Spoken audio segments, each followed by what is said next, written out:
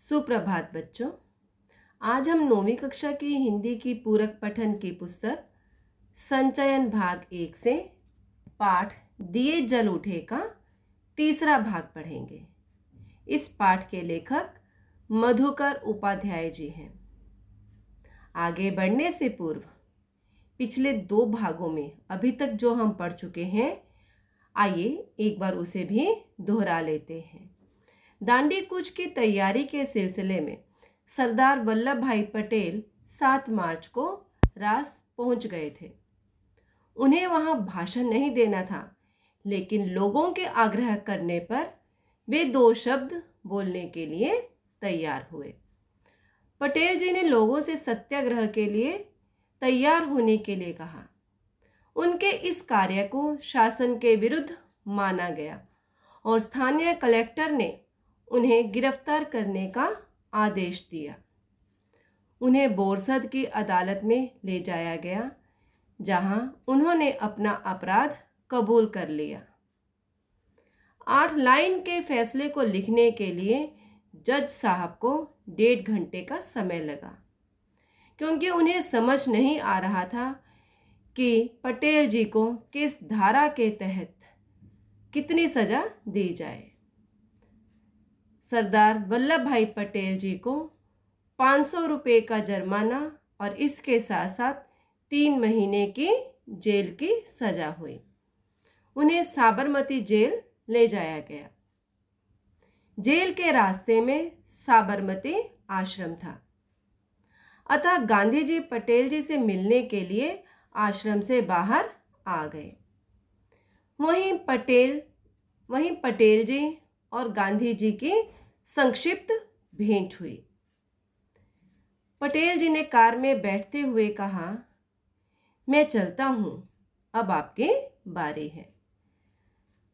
पटेल जी की गिरफ्तारी पर पूरे देश भर में प्रतिक्रिया हुई।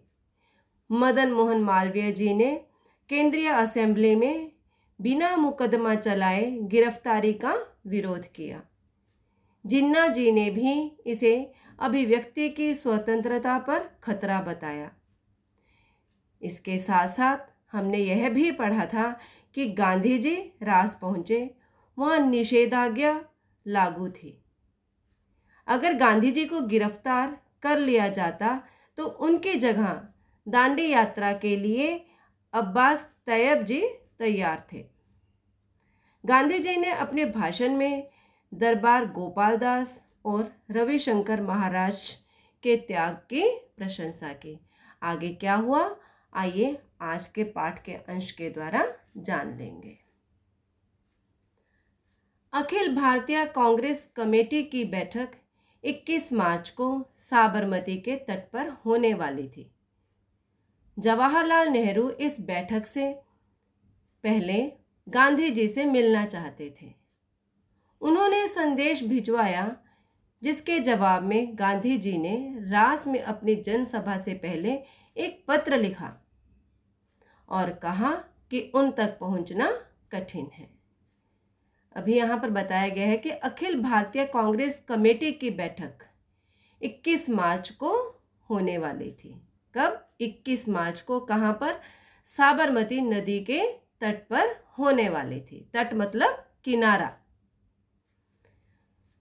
तो जवाहरलाल नेहरू जी इस बैठक से पहले गांधी जी से मिलना चाहते थे, तो इसके लिए उन्होंने गांधी जी के पास संदेश भिजवाया।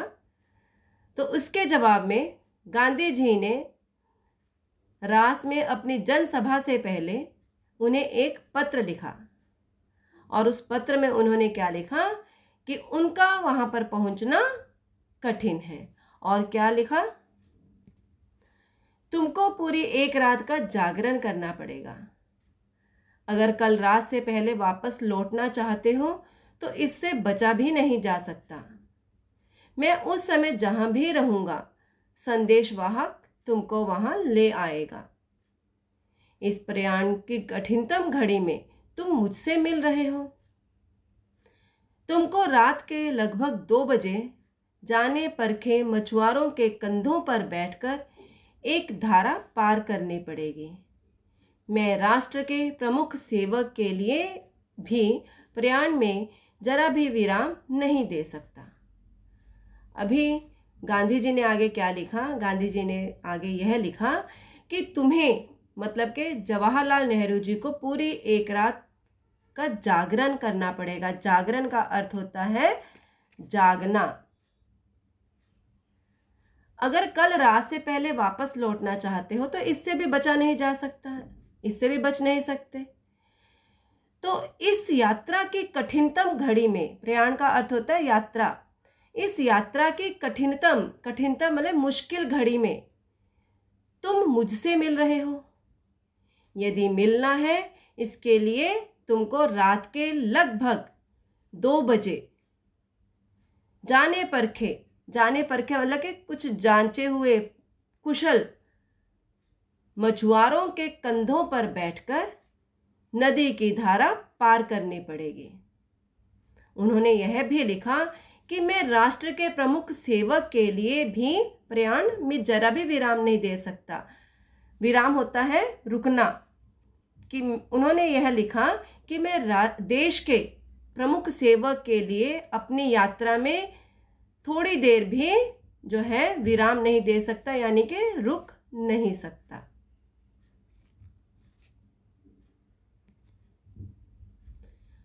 वल्लभ भाई की गिरफ्तारी के कारण रास में आम लोगों के बीच सरकार के खिलाफ प्रतिक्रिया स्वाभाविक थी।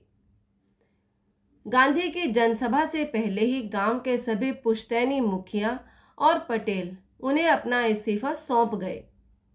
गांधी ने दांडी कूच शुरू होने से पहले ही यह निश्चय कर लिया था कि वह अपनी यात्रा ब्रिटिश आधिपत्य वाले भूभाग से ही करेंगे, किसी राजघराने के इलाके में नहीं जाएंगे।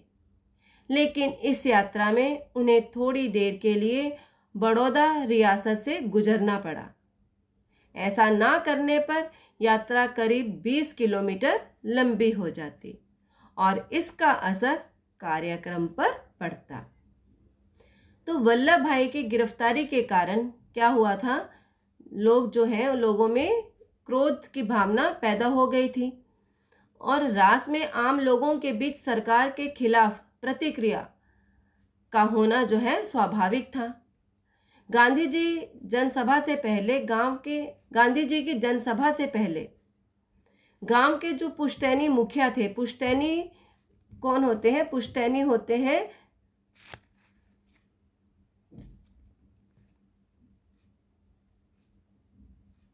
पुश्तैनी का अर्थ होता है पीढ़ियों से चला आ रहा। गांधी जी की जनसभा से पहले ही गांव के जो पुश्तैनी मुखिया थे, यानी कि जो कि सदियों से चले आ रहे थे, पीढ़ियों से चले आ रहे थे मुखिया और पटेल साहब, उन्होंने क्या कर दिया था? अपना इस्तीफा उन्हें सौंप दिया था। इस्तीफा क्या होता है? इस्तीफा कहते हैं त्याग पत्र को।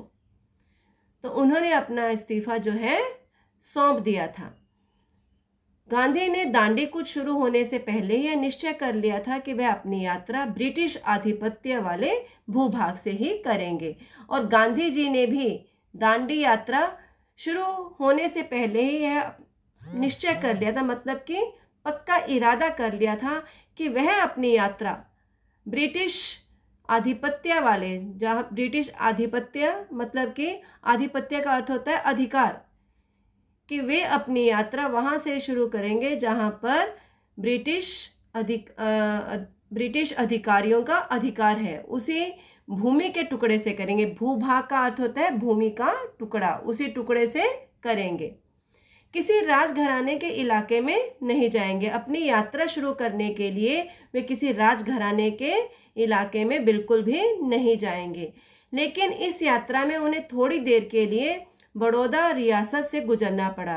रियासत मतलब इलाके से, क्योंकि यदि वे ऐसा ना करते तो उनकी यात्रा 20 किलोमीटर लंबी हो जाती और इसका असर जो है कार्यक्रम पर पड़ता था। सत्याग्रही गाजे बाजे के साथ रास में दाखिल हुए। वहां गांधी को एक धर्मशाला में ठहराया गया, जबकि बाकी सत्याग्रही तंबुओं में रुके। रास की आबादी करीब 3000 थी, लेकिन उनके जनसभा में 20,000 से ज़्यादा लोग थे।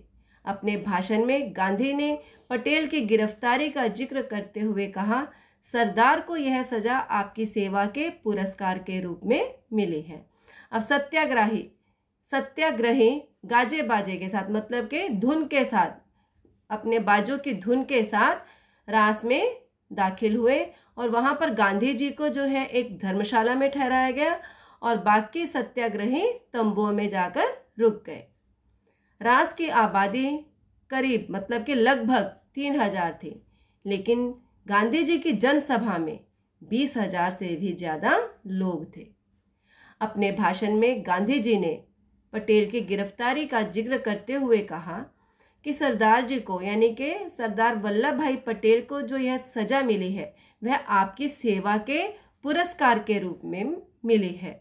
कि क्यों मिली है उन्हें? क्योंकि यह सज़ा उन्हें जो है लोगों की सेवा के पुरस्कार के रूप में मिली है।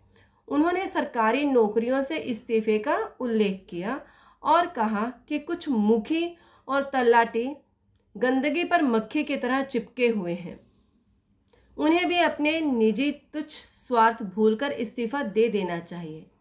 उन्होंने कहा, आप लोग कब तक गांवों को चूसने में अपना योगदान देते रहेंगे? सरकार ने जो लूट मचा रखी है उसकी ओर से क्या अभी तक आपकी आंखें खुली नहीं हैं? तो उन्होंने जो है उन्हें, मतलब कि जनसभा को संबोधित करते हुए कहा कि उन्हें सरकारी नौकरियों से इस्तीफ़ा दे देना चाहिए। इस्तीफ़ा मतलब कि त्यागपत्र दे देना चाहिए। और यह भी कहा कि कुछ लोग जो है जैसे मक्खी गंदगी पर जो है मक्खी की तरह चिपक जाते हैं, उनके मन में लालच आ जाता है, तो उन्हें जो है अभी वह लालच की भावना छोड़ देनी चाहिए। उन्हें भी अपने निजी तुच्छ स्वार्थ भूलकर इस्तीफा दे देना चाहिए। उन लोगों को निजी मतलब अपने, तुच्छ मतलब घटिया, स्वार्थ केवल अपने ही बारे में सोचना, तो उन लोगों को अपने निजी तुच्छ स्वार्थ मतलब अपने घटिया स्वार्थ भूलकर क्या कर देना चाहिए? नौकरी से त्यागपत्र दे देना चाहिए। उन्होंने कहा कि आप लोग कब तक जो है गांवों को चूसने में, मतलब कि कब तक आप लोग जो है गांवों का शोषण करने में सरकार का सहयोग देते रहोगे? क्योंकि सरकार ने जो लूट मचा रखी है अभी आपको उससे सबक लेना चाहिए। उसकी ओर से क्या अभी तक आपकी आंखें खुली नहीं है? क्या आप अभी भी जो है सावधान नहीं हुए हो? तो उन्होंने जो है, गांधी जी ने क्या कहा कि तुम्हें जो है सरकारी नौकरी जो है क्या कर देनी चाहिए? उससे त्यागपत्र दे देना चाहिए। केवल अपने ही स्वार्थ को जो है नहीं, अपने ही स्वार्थ के बारे में नहीं सोचना चाहिए। शब्दों के अर्थ जान लेंगे। जागरण, जागना, प्रयाण करना, यात्रा। कठिनतम घड़ी, इसका अर्थ है सबसे कठिन समय। जाने परखे, जांचे हुए, इसे हम कुशल भी कह सकते हैं। विराम, विराम का अर्थ होता है रोक, रुकावट। खिलाफ, विरुद्ध। पुश्तैनी, पीढ़ियों से चला आ रहा।